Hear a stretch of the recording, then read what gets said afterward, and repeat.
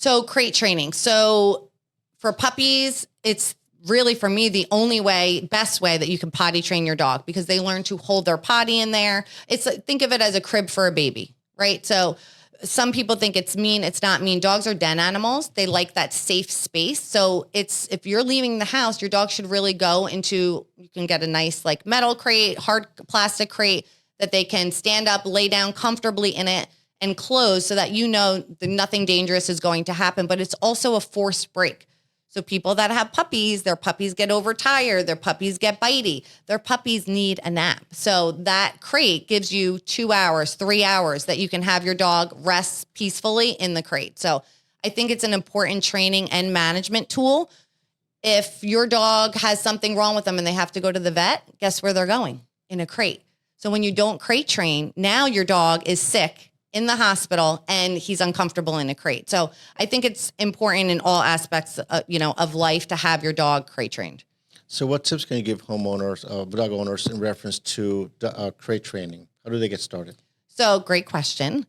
I would start by, if it's a puppy, it's pretty easy. You start with sleeping them. They adapt to it very quickly, but you could start by feeding them in it with it open. So what we don't want to do is them go in and we slam the door. That's not going to be very inviting for them. So you could start by 1 or 2 weeks of having the crate open with feeding them in it, throwing treats in it, toys, everything happy happens in the crate. After about 2 weeks, then you can start shutting it. Your puppy will cry. It's about 3 days. Your puppy is going to cry. Your dog is probably going to give you a little bit of a hard time, but it does stop. If you can hang in there for those 3 days, the dog will start understanding what's happening and they will be not crying anymore. I think as soon as dogs cry, owners take them out really quick. It's super important to stick to your guns as long as the dog is not biting at the crate or doing something that's unsafe.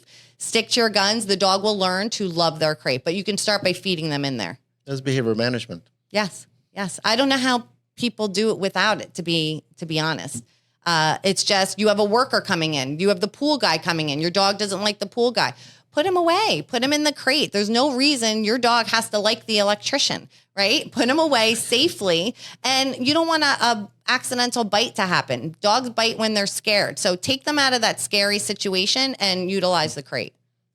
We're going to digress for a second. You mentioned bites. What are the potential consequences to a dog owner if the dog bites somebody else?